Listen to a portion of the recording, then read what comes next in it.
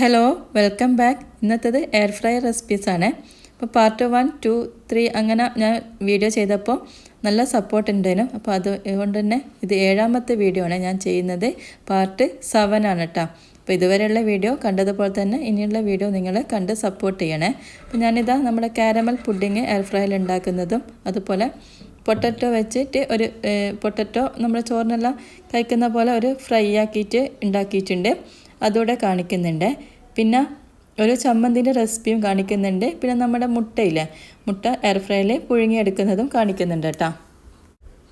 ആദ്യം തന്നെ എയർ ഫ്രയറിൽ നമുക്ക് കാരമൽ ബ്രെഡ് പുഡിങ് എങ്ങനെ ഉണ്ടാക്കുന്നത് നോക്കാം.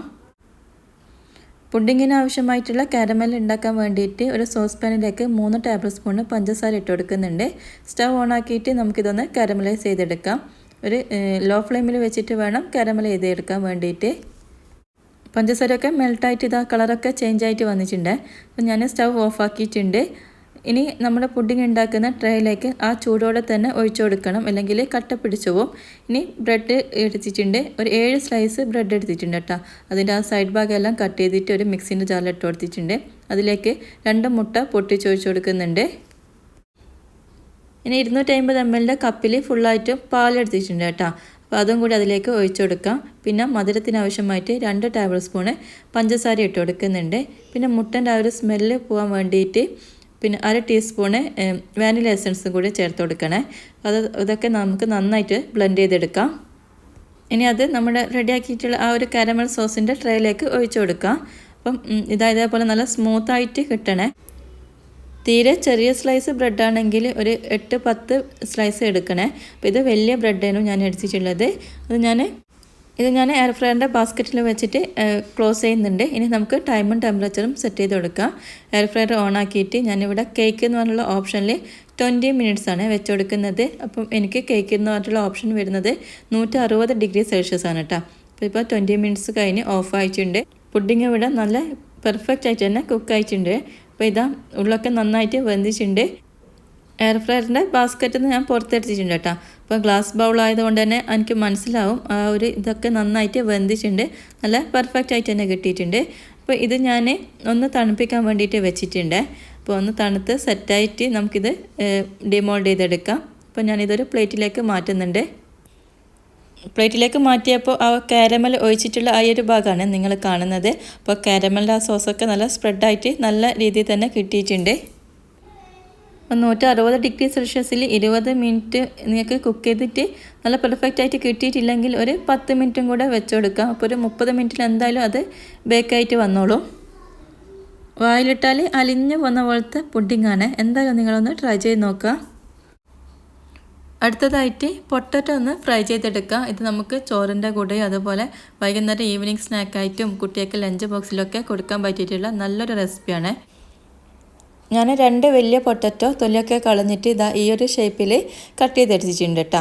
അപ്പോൾ ഇത് നമുക്ക് നന്നായി കഴുകിയതിന് ശേഷം കുറച്ച് ടൈം ഒന്ന് വെള്ളത്തിൽ ഇട്ട് വെക്കണം. അപ്പോൾ കഴുകുമ്പം നിങ്ങൾ 3-4 വെള്ളത്തിൽ കഴുകിയിട്ട് ആ ഒരു സ്റ്റാർച്ചെല്ലാം പോകണം കേട്ടോ പൊട്ടറ്റോൻ്റെ. അപ്പോൾ ഞാൻ കുറച്ച് സമയം ഇങ്ങനെ വെള്ളത്തിലിട്ട് വെച്ചിട്ടുണ്ട്. പൊട്ടറ്റോ നമുക്ക് ജസ്റ്റ് ഒന്ന് ബോയിൽ ചെയ്തെടുക്കാം. അപ്പോൾ അതിനായിട്ട് കുറച്ച് വെള്ളം വെച്ചിട്ടുണ്ട്. വെള്ളം നന്നായിട്ട് തിളച്ചതിന് ശേഷം അതിലേക്ക് നമ്മൾ കട്ട് ചെയ്ത് വെച്ചിട്ടുള്ള പൊട്ടറ്റോ ഇട്ട് കൊടുക്കുക. എന്നിട്ടൊരു 2-3 മിനിറ്റ് ഒന്ന് കുക്ക് ചെയ്തെടുക്കുക. അധികം ഓവറായിട്ട് കുക്കായി പോകണ്ട. ഞാനൊരു 2 മിനിറ്റ് ഇങ്ങനെ കുക്ക് ചെയ്തെടുത്തിട്ടുണ്ട്. ഇത് ഒരു സ്പൂൺ കൊണ്ട് ഞാൻ കാണിച്ചു തരാം. കത്തി ഉപയോഗിച്ചിട്ട് ഇങ്ങനെ കട്ട് ചെയ്ത് വെക്കുമ്പോൾ ഈ ഒരു രീതിയിൽ കിട്ടണേ. അപ്പോൾ ഇത് നമുക്ക് വെള്ളം ഊറ്റിയെടുക്കാം. വെള്ളം ഊറ്റാനായിട്ട് ഞാൻ അരിപ്പയിലേക്ക് ഇട്ട് കൊടുത്തിട്ടുണ്ട്. ഇനി ബൗളിലേക്ക് ഒരു 1/2 ടീസ്പൂണിനടുത്തായിട്ട് മുളക് പൊടിയും പിന്നെ കുറച്ച് മഞ്ഞൾപ്പൊടിയും ഉപ്പും ഇട്ട് കൊടുക്കുന്നുണ്ട്. അപ്പോൾ ഇത് ഓപ്ഷനിലാണ്. അപ്പോൾ നിങ്ങൾക്ക് എരിവ് ഒക്കെ വേണമെങ്കിൽ മുളക് പൊടിയൊക്കെ ഇട്ട് കൊടുക്കുക, ഇല്ലെങ്കിൽ ഇത് സ്കിപ്പ് ചെയ്യാം. ഇനി നമ്മൾ വേവിച്ചിട്ടുള്ള പൊട്ടറ്റോ അതിലേക്ക് ഇട്ട് കൊടുക്കുക. ഇപ്പോൾ നിങ്ങൾക്ക് വേണമെങ്കിൽ കുറച്ച് ഓയിലോ വെളിച്ചെണ്ണയോ ഒഴിച്ചു കൊടുക്കാം, 1 ടേബിൾ സ്പൂണോളം. അപ്പം ഞാനിതിൽ വെളിച്ചെണ്ണയൊന്നും യൂസ് ചെയ്യുന്നില്ല. എല്ലാം കൂടി നന്നായിട്ട് മിക്സ് ചെയ്തെടുക്കുന്നുണ്ട്. പൊട്ടറ്റോൻ്റെ എല്ലാ പീസിലും ആ ഒരു സ്പൈസി മിക്സ് എല്ലാം റെഡിയായിട്ട് വന്നിട്ടുണ്ട്. അപ്പം ഞാനിങ്ങനെ ഷേക്ക് ചെയ്തത് കൊണ്ട് തന്നെ പൊട്ടറ്റോ ഈ ഒരു ഇതിലായിപ്പോയിട്ടുണ്ട് കേട്ടോ. അതുകൊണ്ടൊന്നും കുഴപ്പമില്ല. ഇനി ഇത് നമുക്ക് എയർ ഫ്രയറിൻ്റെ ബാസ്ക്കറ്റിലേക്ക് ഇട്ട് കൊടുക്കാം. 2 വലിയ പൊട്ടറ്റോ ഞാൻ മുഴുവനായിട്ടും ബാസ്ക്കറ്റിൽ ഇട്ട് കൊടുത്തിട്ടുണ്ട്. ബാസ്ക്കറ്റ് ക്ലോസ് ചെയ്തിട്ട് നമുക്ക് ടൈമും ടെമ്പറേച്ചറും സെറ്റ് ചെയ്ത് കൊടുക്കാം. അപ്പം നിങ്ങൾക്ക് വേണമെങ്കിൽ ഇതിൽ കുറച്ച് ഓയിൽ ബ്രഷ് ചെയ്ത് കൊടുക്കുകയോ സ്പ്രേ ചെയ്ത് കൊടുക്കുകയോ ചെയ്യാം കേട്ടോ. ഞാൻ ഇതിൽ ഒരു തുള്ളി പോലും ഓയിൽ യൂസ് ചെയ്യുന്നില്ല. ഇനി എയർ ഫ്രയർ ഓൺ ആക്കിയിട്ട് നമുക്ക് ടൈമും ടെമ്പറേച്ചറും ഞാനിവിടെ വെച്ച് കൊടുക്കുന്നത് മാനുവൽ എന്ന് പറഞ്ഞിട്ടുള്ള ഓപ്ഷനിൽ 180 ഡിഗ്രി സെൽഷ്യസിൽ 12 മിനിറ്റ് ടൈം സെറ്റ് ചെയ്ത് കൊടുക്കുന്നുണ്ട്.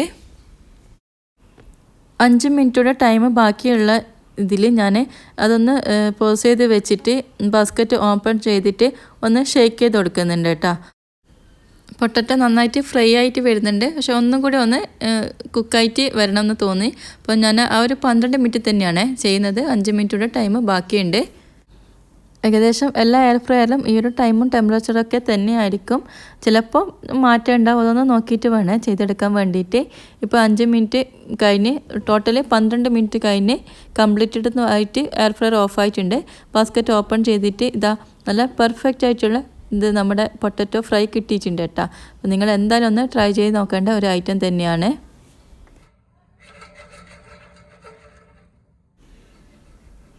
സൗണ്ട് കേട്ടപ്പോൾ നിങ്ങൾക്ക് മനസ്സിലായില്ല എത്രത്തോളം നമുക്കത് ഫ്രൈ ആയി കിട്ടിയിട്ടുണ്ട് എന്നുള്ളത്. അപ്പം ഇതിൻ്റെ ഉള്ളിൽ നല്ല സോഫ്റ്റായിട്ടും മേൽഭാഗം നല്ലൊരു ക്രിസ്പി ആയിട്ടാണ് കിട്ടിയിട്ടുള്ളത്. അപ്പോൾ ഇതാ നല്ല പെർഫെക്റ്റ് ആയിട്ട് തന്നെ ഉണ്ട്.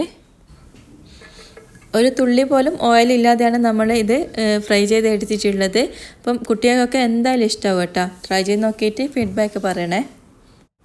അടുത്തതായിട്ട് ചോറിൻ്റെ കൂടെയൊക്കെ കഴിക്കാൻ പറ്റിയിട്ടുള്ള നല്ലൊരു ചമ്മന്തിൻ്റെ റെസിപ്പിയാണ് കാണിക്കുന്നത്. നമ്മളിത് വഴുതനങ്ങയില്ലേ അത് വെച്ചിട്ട് എയർ ഫ്രയറിൽ ഉണ്ടാക്കാൻ പറ്റിയിട്ടുള്ള ഒരു ചമ്മന്തി റെസിപ്പിയാണ്.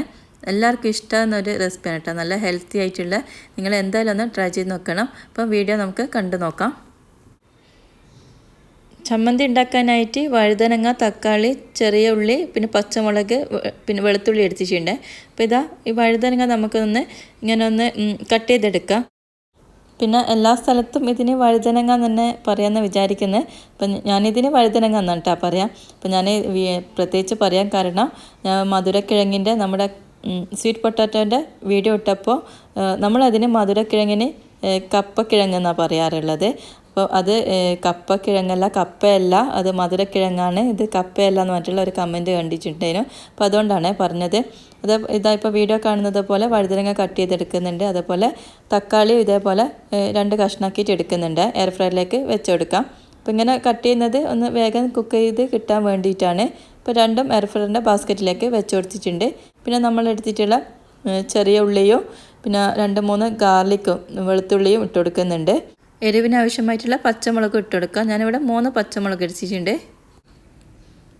പിന്നെ ഈ ചമ്മന്തിക്ക് പുളിപ്പ് കിട്ടാനായിട്ട് തക്കാളിയാണ് എടുത്തിട്ടുള്ളത്. അപ്പോൾ അതുകൊണ്ട് തക്കാളീൻ്റെ എണ്ണത്തിൽ നിങ്ങൾക്ക് വ്യത്യാസം വരുത്താം. വേണമെങ്കിൽ ഇതിൻ്റെ പകുതി എടുത്താൽ മതി.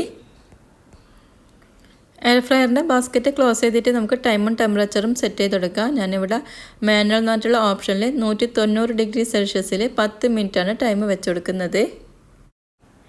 എയർ ഫ്രയർ ഓണായി ഒരു 3-4 മിനിറ്റ് കഴിഞ്ഞപ്പോൾ ഞാൻ ബാസ്ക്കറ്റ് ഒന്ന് പോസ് ചെയ്ത് വെച്ചിട്ട് ഓപ്പൺ ചെയ്ത് നോക്കിയിട്ടുണ്ടേ. ഇപ്പോൾ നമ്മുടെ വെളുത്തുള്ളിയും പച്ചമുളകും കുഞ്ഞുള്ളിയില്ലേ ചെറിയുള്ളിയൊക്കെ നമ്മുടെ അടുപ്പിൽ നിന്ന് ചുട്ട ഒരു രീതിയിലായി കിട്ടിയിട്ടുണ്ട്.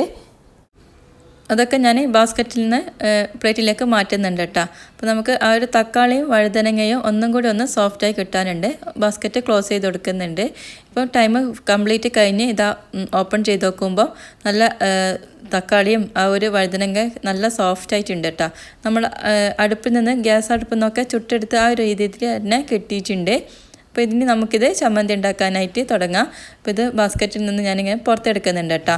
അപ്പോൾ നിങ്ങൾക്ക് മനസ്സിലാവുന്നുണ്ടാവും ഇത് എത്രത്തോളം നല്ല സോഫ്റ്റ് ആയിട്ടുണ്ട് എന്നുള്ളത്. ഇനി ഇതിൻ്റെ തൊലി നമുക്ക് റിമൂവ് ചെയ്തെടുക്കാം. അപ്പോൾ ഇതാ നല്ല സോഫ്റ്റ് ആയിട്ടുണ്ട് കേട്ടോ. ഞാൻ നേരത്തെ പറഞ്ഞതുപോലെ തക്കാളീൻ്റെ അളവിൽ നിങ്ങൾക്ക് മാറ്റം വരുത്താം. അധികം പുളിപ്പ് ഇഷ്ടമില്ലാത്തവർക്ക് പകുതി തക്കാളി എടുത്താൽ മതി കേട്ടോ. അപ്പോൾ ഞങ്ങൾക്കിവിടെ ഈ ഒരു തക്കാളി അധികം അങ്ങനെ പൊളിപ്പില്ല. അപ്പോൾ ഞാനൊന്ന് മുഴുവനായിട്ട് എടുത്തിട്ടുണ്ട്.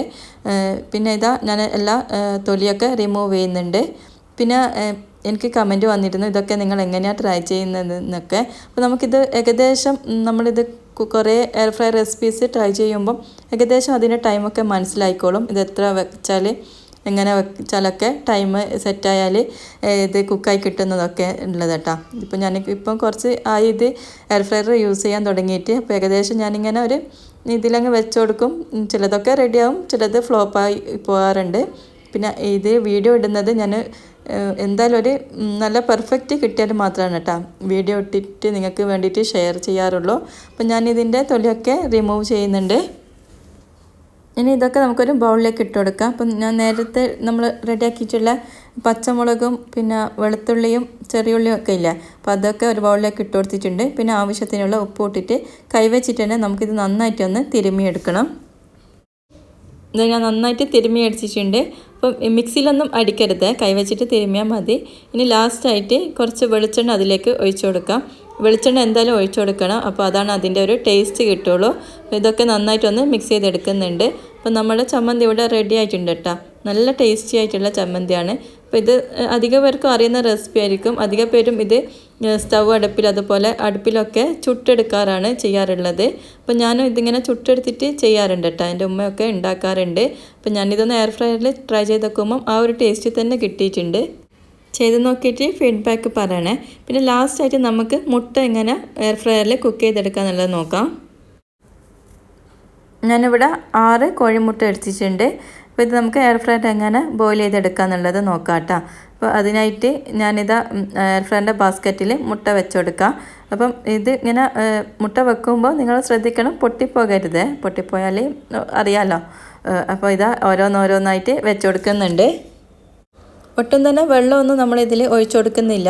അപ്പോൾ ഇത് നമുക്ക് ബാസ്ക്കറ്റ് ക്ലോസ് ചെയ്തിട്ട് ടൈമും ടെമ്പറേച്ചറും സെറ്റ് ചെയ്ത് കൊടുക്കാം. ഞാനിവിടെ 185 ഡിഗ്രി സെൽഷ്യസിൽ 10 മിനിറ്റാണ് വെച്ച് കൊടുക്കുന്നത്. മാനുവൽ എന്ന് പറഞ്ഞിട്ടുള്ള ഓപ്ഷനാണ് 185 എടുത്തിട്ടുള്ളത്. 10 മിനിറ്റ് കഴിഞ്ഞ് എയർ ഫ്രയർ ഓഫ് ആയിട്ടുണ്ട്. ഇതാ മുട്ട ഞാൻ ബാസ്ക്കറ്റിൽ നിന്ന് പുറത്തെടുക്കുന്നുണ്ട് കേട്ടോ. അപ്പം നിങ്ങൾക്ക് അധികം മഞ്ഞൻ്റെ കറിയൊക്കെ അധികം കുക്കായുണ്ടെങ്കിൽ ഒരു 6, 7, 8 മിനിറ്റ് അങ്ങനെ സെറ്റ് ചെയ്ത് കൊടുത്താലും മതി. ഇനി നമുക്ക് ആ ഒരു മുട്ടയില്ലേ, നമ്മൾ ബോയിൽ ചെയ്തെടുത്തിട്ടുള്ള മുട്ട, അത് നമ്മുടെ സാധാ വെള്ളത്തിലോ അല്ലെങ്കിൽ ഐസ് വാട്ടറിലോ ഇട്ട് കൊടുക്കണേ. അപ്പോൾ ഞാനിവിടെ സാധാ നമ്മുടെ ടാപ്പ് വാട്ടർ തന്നെയാണ്. പിന്നെ ഒരു ബൗൾ എടുത്തിട്ട് അതിലേക്ക് നമ്മുടെ മുട്ട ഇട്ട് കൊടുക്കുന്നുണ്ട്. കംപ്ലീറ്റ് മുട്ടേൻ്റെ ചൂടൊക്കെ ആറിയതിന് ശേഷം നമുക്ക് മുട്ടത്തോട് റിമൂവ് ചെയ്യാം കേട്ടോ. നല്ല പെർഫെക്റ്റ് ആയിട്ട് തന്നെ കിട്ടുന്നുണ്ട്. ഒട്ടും തന്നെ ആ ഒരു മുട്ടത്തോട് ഇതങ്ങനെ നമ്മുടെ മുട്ടയും തോടും അങ്ങനെ മിക്സ് ആയിട്ടൊന്നും പോകുന്നില്ല. നല്ല പെർഫെക്റ്റ് ആയിട്ട് തന്നെ കിട്ടുന്നുണ്ട്.